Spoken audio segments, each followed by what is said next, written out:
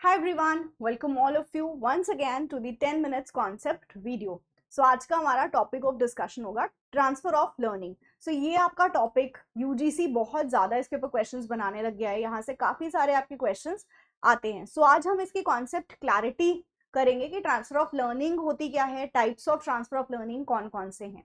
सो previous lecture में we have already discuss the various types of reliability. जितने भी types होते हैं 4 types we have discussed it in detail, उसको देख लेना.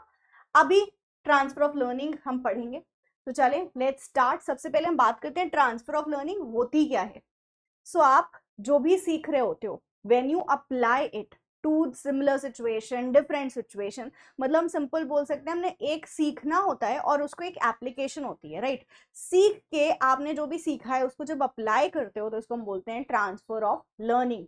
सो ट्रांसफर ऑफ लर्निंग मतलब आपने किसी चीज को समझा, समझ के you are able to use it, या बोल सकते हो हम किसी नॉलेज को अपने जब अप्लाई करते हैं तो हम इसी को बोलते हैं transfer of learning. So transfer is basically the integral part of learning.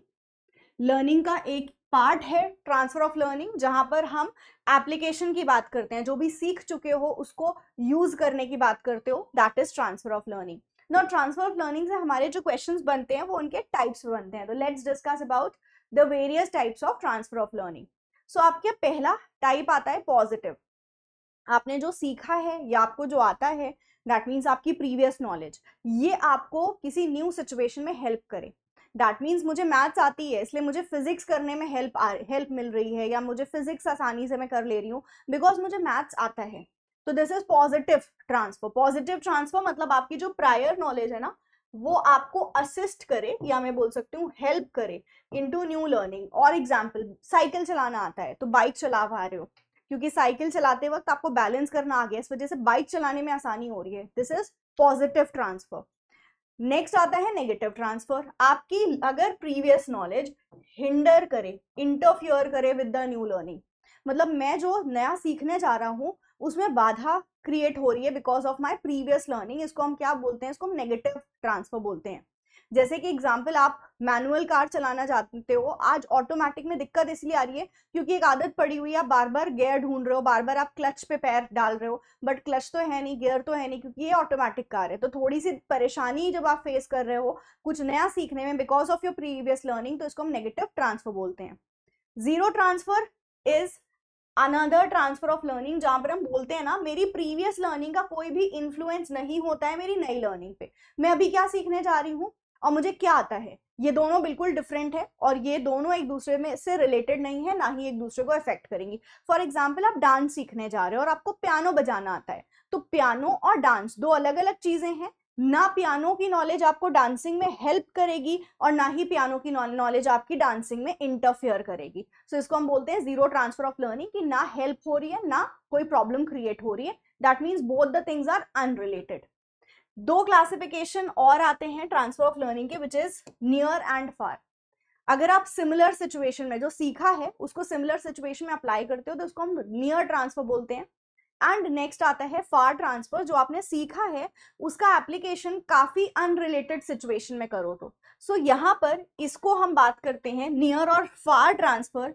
जो क्लासिफिकेशन होता है ये एप्लीकेशन के बेसिस पे होता है, जबकि ये तीनों होता है बेसिकली कि आप हेल्प मिल रही है या आपकी प्रीवियस नॉलेज हिंडर कर रही है. सो नियर ट्रांसफर, जब आपका जो लर्निंग है, न्यू सिचुएशन की लर्निंग, और जिस सिचुएशन में आपने सीखा है उस चीज को वो ओवरलैप करे. मतलब you can just learn like this कि नियर ट्रांसफर मतलब हम सिमिलर सिचुएशन में अपनी नॉलेज को अप्लाई भी करने जा रहे हैं जिस सिचुएशन में हमने सीखा था. लाइक आपने कार चलाना सीख लिया, ठीक है, आपने ड्राइविंग स्कूल वाली कार पे कार चलाना सीख लिया.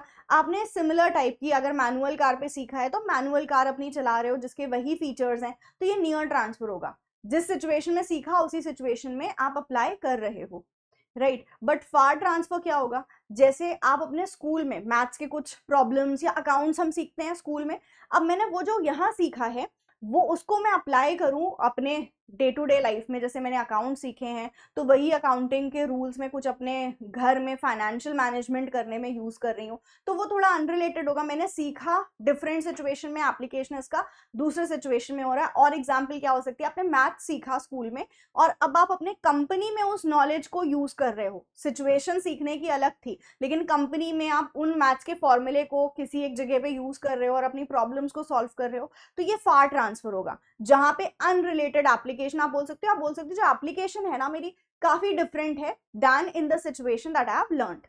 Now this is the Hindi. अगर आपको हिंदी में चाहिए तो आप स्क्रीनशॉट ले लेना, ठीक है। अब आते हैं low road and high road transfer में। ये दोनों जो क्लासिफिकेशन है ये होता है कि मैं कॉन्शियसली ट्रांसफर कर रही हूँ, मैं सोच समझ के अपनी प्रीवियस नॉलेज का यहाँ पे यूज कर रही हूँ, या अनकॉन्शियस हो रहा है। तो लो रोड ऑटोमेटिक होता है, मतलब ऑटोमेटिकली हम अपनी लर्निंग को अप्लाई करने लग जाते हैं, ये लो रोड ट्रांसफर कहलाता है। जबकि हाई रोड होता है डेलिबरेटली माइंडफुली सोच के आप अपनी नॉलेज को अप्लाई करो, ठीक है। तो एक हमारी आदत बन जाती है किसी काम को करने की, और जब हमारे सामने वैसी कोई सिचुएशन आती है तो ऑटोमेटिकली हम वो काम करने लग जाते हैं, तो इसको लो रोड बोलते हो। लेकिन कहीं पर सोच समझ के कि अच्छा ये किया जाएगा, जैसे फॉर एग्जांपल मैथ्स आता है आपको, जब आपने एक क्वेश्चन देखा मैथ्स का तो आपने फिर सोचा कि ये वाला वो वाला फॉर्मूला लगेगा यहाँ पर, और फिर उसको आपने सॉल्व किया, तो ये डेलिब्रेट था, सोच समझ के था, ये अपना आपका ऑटोमेटिक नहीं था, तो हाई रोड ट्रांसफर कहलाता है। नेक्स्ट है आपका forward reaching and backward reaching. Forward reaching में होता है आप आगे का सोचते हो, आज आप जो सोच रहे हो ना इसका आप आगे का सोचते हो। जैसे आज सीखा आपने कुछ भी, तो नाउ यू विल थिंक कि मैं इसके अदर यूजेस क्या हो सकते हैं, या सिंपली आप बोल सकते हो मैं इस नॉलेज को कहाँ कहाँ अप्लाई करूंगा, ये जो मैं अभी सीख रहा हूँ ये कहाँ कहाँ मेरे काम आएगा, फ्यूचर का सोचते हो। जबकि बैकवर्ड रीचिंग में होता है जो भी आप सीख रहे हो, ठीक है, जो भी आप नई सिचुएशन में चीजें सीख रहे हो आप उसको रिलेट करते हो, ठीक है, प्रीवियस किसी पॉइंट से, कि ये मुझे ये आज जो मैं जान रही हूँ, आज मैं सीख रही हूँ, अगर उस टाइम आता होता ना तो मैं ये कर लेती। जैसे सपोज आप आज कोई कॉन्सेप्ट ट्रांसफर ऑफ लर्निंग ही आज पढ़ रहे हो और आप प्रीवियस अटेम्प्ट दे चुके हो यूजीसी नेट का, अब आपके दिमाग में आया फौरन से कि काश ये टॉपिक मैंने पहले देखा होता ना तो मेरा वो ही एग्जाम क्लियर हो जाता, एक नंबर से मेरा पेपर, मतलब एक क्वेश्चन से मेरा पेपर रुका था और ये टॉपिक आता जो एग्जाम में पूछा गया था तो मैं निकाल लेता। तो बैकवर्ड रीचिंग है, जो सीख रहे हो उसको किसी प्रीवियस चीज से रिलेट करो। फॉरवर्ड रीचिंग, अब आप सोचोगे ठीक है ये थ्योरी है, इस पे क्वेश्चन आएगा तो कैसे सॉल्व करोगे, तो ये फॉरवर्ड रीचिंग हो जाएगा। I hope this concept is clear. So अभी हिंदी है, हिंदी का स्क्रीनशॉट ले लें। राइट नाउ क्वेश्चन हमारे एग्जाम में, वैसे इस टॉपिक के मैं ऊपर और भी जो है क्वेश्चंस करा चुकी हूँ आपको सॉल्व, इसके लिए आप एक detailed video transfer of learning पे है वो देख लेना।